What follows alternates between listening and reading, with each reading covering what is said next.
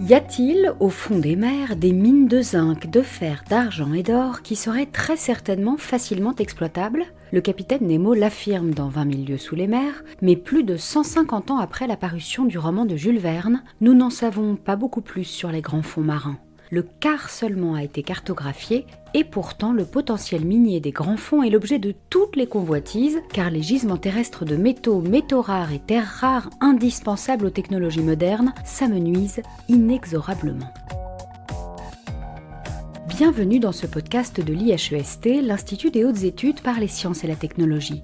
Lors de la première session du cycle national de formation qui s'intéresse cette année à l'usage des terres et des mers, les auditeurs de l'IHEST ont eu la chance de suivre une conférence sur les enjeux de l'exploration et de l'exploitation minière dans les grands fonds marins, donnée par Marjolaine Matabos, chercheur en écologie marine à l'IFREMER et membre du conseil scientifique de l'IHEST.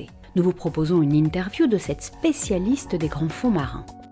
Bonjour Marjolaine Matabos, est-ce que vous pouvez nous expliquer ce qu'on entend par grand fond marin ? C'est ce qui se trouve au-delà de 200 mètres de profondeur ou à plus de 1000 mètres de profondeur ? Alors en fait, effectivement, il existe deux définitions aujourd'hui des grands fonds, donc surtout en lien avec la quantité et la qualité de la lumière qui pénètre dans ces grands fonds. Donc la première, c'est effectivement 200 mètres, parce que donc il va dépendre en fonction des zones de la planète, mais c'est qu'au-delà de 200 mètres, en fait, on a plus de pénétration de lumière du soleil, en tout cas des UV qui permettent la photosynthèse en fait. Donc au-delà de cette profondeur, il y aura plus de photosynthèse, plus de production de matières premières, mais on aura toujours une lumière résiduelle, donc c'est pour ça qu'on va appeler ça la zone crépusculaire. Et il y a cette deuxième définition, qui est donc la limite de 1000 mètres, par contre au-delà de laquelle on aura une obscurité totale, plus de lumière du tout. Mais bon, quelle que soit la définition, faut savoir quand même que ces fonds marins, ça représente plus de 60% de la surface de la planète. Et quand on parle en termes de volume habitable, en fait, on parle de 93% de la biosphère, donc du volume habitable de notre planète.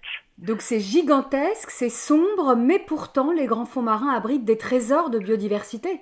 Oui, des trésors de biodiversité, mais aussi de paysages. Donc en fait, dans les grands fonds qu'on a cru pendant très longtemps sans vie et plats, avec des grandes plaines, en fait, on va trouver toute une grande diversité de paysages. Comme sur Terre, on va avoir des forêts, des collines, des montagnes. On retrouve tous ces paysages au fond des océans, avec des dorsales, des canyons, des monts sous-marins, des plaines abyssales. Et surtout, ce qui est important, c'est que chacun de ces écosystèmes, en fait, va receler et accueillir une biodiversité unique. Donc qui est vraiment très spécifique de chaque habitat, chaque paysage. Alors effectivement, la plus grande partie, ça va être de la plaine abyssale, et le développement de la vie va dépendre principalement de cette matière qui est produite en surface et qui va sédimenter vers les grands fonds. Donc plus on est profond, moins il y a de nourriture, donc moins on va avoir d'organismes, mais par contre on va trouver une biodiversité très importante en fait, surtout de petits organismes qui vont vivre dans le sédiment. On a aussi des hotspots de biodiversité, par exemple les monts sous-marins qui sont d'origine volcanique, souvent associés à des points chauds. Ils ont des topographies et des reliefs tellement particuliers qu'on va avoir des courants qui se mettent en place, donc on va avoir une accumulation de particules qui va permettre d'amener beaucoup de nourriture. Donc ça va permettre le développement de colonies de coraux, d'éponges, et donc créer vraiment des hotspots de biodiversité où il va y avoir du refuge, de la nourriture, et donc beaucoup d'espèces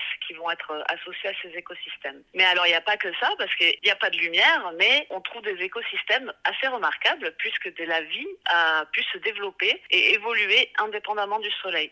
Donc eux, c'est ce qu'on appelle les écosystèmes basés donc sur la chimiosynthèse. Donc le plus emblématique, ce sont les écosystèmes hydrothermaux. Donc on les retrouve principalement le long des dorsales océaniques. Et là, en fait, on a une circulation hydrothermale, une circulation d'eau de mer qui va pénétrer dans la croûte océanique, où elle va être transformée, elle va se réchauffer au contact de la chambre magmatique, elle va se changer chimiquement, elle va être très chargée en éléments réduits, en métaux, lessivage de la roche de la croûte. Et donc cette eau de mer transformée en fluide hydrothermal va rejaillir au niveau des fonds marins pour former ce qu'on appelle des cheminées hydrothermales. Et en fait, ce fluide, il y a des micro-organismes qui sont capables de l'exploiter. Donc ils vont oxyder les éléments chimiques qui proviennent de ces échanges océan-lithosphère, et ils vont pouvoir ainsi se développer et donc créer la matière première à partir de l'énergie chimique. Du coup, on va avoir tout un réseau trophique qui va se développer sur ces micro-organismes. Ils vont être à la base de la chaîne alimentaire. Et donc là, on est dans des zones qui se développent totalement indépendamment du soleil. Et on va avoir des biomasses très importantes puisqu'en fait, on n'a plus de limitation de nourriture. Donc là, on a des espèces foisonnantes donc qui créent de réelles oasis de vie, en fait, constituées d'espèces spécialement adaptées à ces écosystèmes. Et donc une biodiversité encore vraiment unique et très particulière. Donc il y a une vie très riche dans les grands fonds marins, mais il y a aussi des minerais et des métaux. On parle de quoi exactement ? Il y a 3 types de ressources aujourd'hui. Au niveau des plaines abyssales, donc ce sont des plaines vaseuses, et dans certaines zones, donc notamment dans le Pacifique, on va avoir des champs de nodules polymétalliques. Donc en fait, c'est la précipitation de métaux dissous dans l'eau de mer grâce à l'action de micro-organismes qui va favoriser la formation, donc c'est des concrétions d'hydroxyde de fer et de manganèse. C'est ce qu'on appelle les nodules polymétalliques. Donc ce sont des petits galets qui vont faire 5 à 10 cm de diamètre et qui grandissent d'une dizaine de millimètres par million d'années. C'est un processus extrêmement lent. Et ces nodules polymétalliques, ils sont riches en cuivre, en nickel, en cobalt. Et il faut savoir aussi que ces nodules, ils favorisent le développement d'une biodiversité particulière puisqu'ils fournissent un substrat dur sur les plaines abyssales qui vont permettre la fixation d'espèces comme des coraux ou des éponges. Donc ça, c'est la première ressource. On en a une deuxième qui est aujourd'hui beaucoup moins connue, ce sont les encroûtements cobaltifères. Donc eux, on les retrouve au niveau des monts sous-marins, entre 800 et 2400 mètres de profondeur. Et également là, au niveau de ces croûtes, donc on va avoir des métaux d'intérêt, donc comme le cobalt, le platine ou le titane, et des éléments de terre rares. Et le dernier type, celui-là, il est lié donc à ces écosystèmes basés sur la chimiosynthèse, donc les sources hydrothermales. Ce sont en fait des amas sulfurés parce que ce qui se passe quand le fluide hydrothermal jaillit de la croûte océanique, les sulfures polymétalliques qui sont contenus dans le fluide en fait vont précipiter au contact de l'eau de mer pour former de grandes structures. Et donc on les retrouve le long des dorsales océaniques, mais aussi dans les bassins arrière-arcs du Pacifique. Et là, on va avoir aussi donc des métaux d'intérêt comme du cuivre, du zinc, mais aussi de l'or et de l'argent.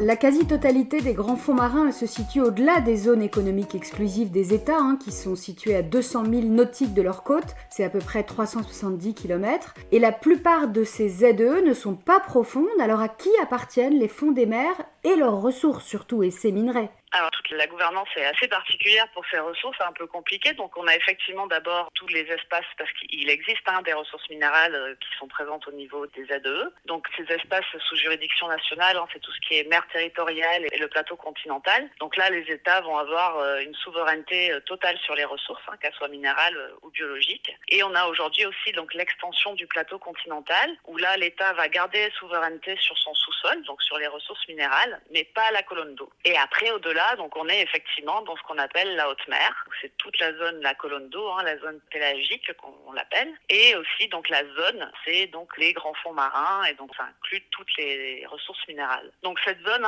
aujourd'hui, elle est considérée comme patrimoine commun de l'humanité. Et donc pour ce qui est ressources minérales, vraiment les fonds marins, c'est gouverné par une instance de l'ONU, l'Autorité internationale des fonds marins. L'AIFM, ce sont eux qui vont octroyer des permis d'exploration, peut-être un jour des permis d'exploitation. Aujourd'hui, il n'y a pas de permis d'exploitation, que ce soit par l'AIFM dans la zone ou même dans les zones économiques exclusives. Et après, on a donc la haute mer, au-delà du plateau continental, qui jusqu'à il n'y a pas longtemps n'avait aucune législation internationale. Et récemment, donc, il y a eu la signature du traité pour la biodiversité au-delà des juridictions nationales, le fameux BBNJ. Donc là, ça devrait changer dans l'avenir. Quand elle sera ratifiée, il y aura une régulation internationale des ressources biologiques qui prendra en compte tout le bénéfice, le partage et on espère la création d'aires marines protégées. Alors c'est l'AIFM qui délivre les autorisations d'exploration. Pour l'instant, il n'y a pas d'exploitation, mais pourtant cette année les choses pourraient changer car beaucoup d'ONG craignent que l'AIFM ne délivre une autorisation à l'État de Nauru d'exploiter les minerais dans la zone de Clarion-Clipperton. On est dans l'océan Pacifique. Quels sont les enjeux autour de cette zone qui est vraiment particulière ? Alors cette zone-là, c'est vrai qu'aujourd'hui, c'est les ressources les plus convoitées. Le plus grand nombre de contrats d'exploration octroyés par l'AIFM est aujourd'hui dans cette zone de Clarion-Clipperton. Donc on est au niveau d'une plaine abyssale qui est relativement plate. Donc d'un point de vue technologique, la faisabilité est plus facile d'envoyer des machines au fond pour aller ramasser ces nodules en fait. Après, les enjeux géopolitiques, ils sont divers. Il y a de nombreux pays qui ont des permis, qui n'ont pas forcément une velléité d'exploitation aujourd'hui, mais c'est sécuriser la chaîne d'approvisionnement, donc c'est multiplier ses potentielles ressources. Donc un positionnement vraiment des pays pour un accès à la matière première. Donc voilà, il y a tous ces enjeux vraiment de positionnement dans le futur, donc avec des alliances stratégiques qui se créent entre les États et les industries. Donc The Metal Company, qui est impliquée dans beaucoup de contrats en fait, parce qu'elle a pas mal de filières. Donc en fait, on se rend compte que il y a un petit peu ce monopole quand même de certaines compagnies uniques, là où on est dans une zone où normalement il devrait y avoir un partage entre tous les États. On se rend compte que les contrats finalement c'est peu de pays et peu d'industries qui les ont. Et donc là aujourd'hui, Nauru a déclenché cette règle des 2 ans, donc il y a maintenant quelques années, avec des contrats d'exploration noués avec The Metal Company. Donc aujourd'hui, on est toujours dans une situation où la réglementation n'est pas sortie, mais il y a une pression qui est faite donc avec cette menace entre guillemets de dépôt de demande de permis d'exploitation avec donc Nori et le Nauru. Donc Nori c'est une filière de Metal Company. Et là récemment, The Metal Company a aussi déposé une demande de permis dans cette zone, mais sous la législation minière américaine, puisque les États-Unis ne font pas partie de l'AIFM, puisqu'ils n'ont pas signé la Convention sur le droit de la mer. La France, qui a adopté un moratoire sur l'exploitation des grands fonds, elle possède le 2e domaine maritime mondial grâce à ses territoires ultramarins. Est-ce que ça lui donne plus de poids dans les choix qui concernent l'avenir des grands fonds marins où tout le monde est à peu près à égalité ? La France, elle a un rôle au niveau de l'AIFM, au même titre que les autres États membres de l'organisation. Elle peut avoir un poids politique et servir d'exemple. Donc c'est vrai qu'elle fait partie des pays qui ont un positionnement assez fort sur le moratoire. Donc l'idée de on ne va pas exploiter tant qu'on n'a pas la connaissance scientifique qui nous permet de prédire l'impact. Donc c'est un positionnement assez fort, comme le Portugal d'ailleurs, qui lui s'apprête à introduire le moratoire dans son texte de loi. Donc je pense que oui, la France a un État moteur, puisqu'elle l'a eu déjà par la création de cette coalition contre l'exploitation minière. Après, sa voix est aussi importante que celle des autres États membres au sein de l'AIFM. En 2025, un code minier international pourrait voir le jour.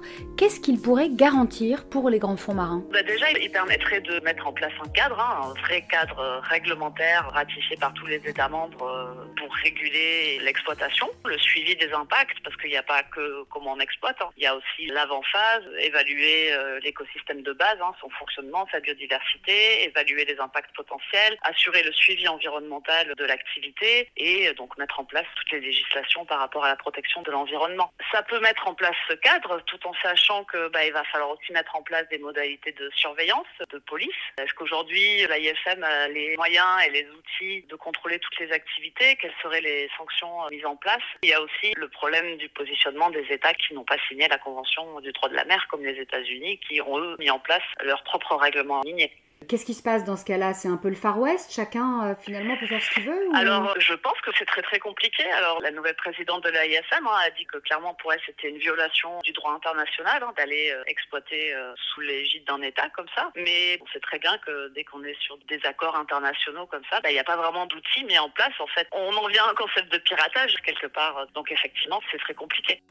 Vous, Marjolaine, vous êtes vraiment une des grandes spécialistes françaises des grands fonds marins. Quels seraient vos souhaits pour l'avenir des grands fonds ? Qu'est-ce que vous préconisez ? Pour l'instant, il est hors de question de mettre en place des activités à échelle commerciale. Aujourd'hui, la connaissance scientifique n'est pas là. On n'a pas encore décrit toute la biodiversité de ces écosystèmes. On n'a pas la connaissance de leur fonctionnement, donc encore moins de l'impact qu'aurait une exploitation sur le fonctionnement de l'océan et puis l'impact sur la planète. Donc aujourd'hui, mon souhait, c'est qu'on puisse continuer la recherche et qu'on trouve d'autres solutions pour répondre aux enjeux sociétaux d'aujourd'hui.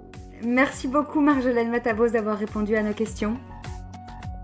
La préservation des grands fonds marins est essentielle, tout comme la nécessité d'une régulation internationale robuste avant d'envisager toute exploitation commerciale. Les enjeux sont complexes et nécessitent une collaboration entre tous les acteurs pour protéger ces écosystèmes vitaux pour la santé de notre planète. C'est la fin de ce podcast, merci de nous avoir écoutés. Vous pouvez retrouver l'ensemble des podcasts relatifs au cycle national de formation sur la chaîne de l'IHEST et sur toutes vos plateformes d'écoute. À bientôt!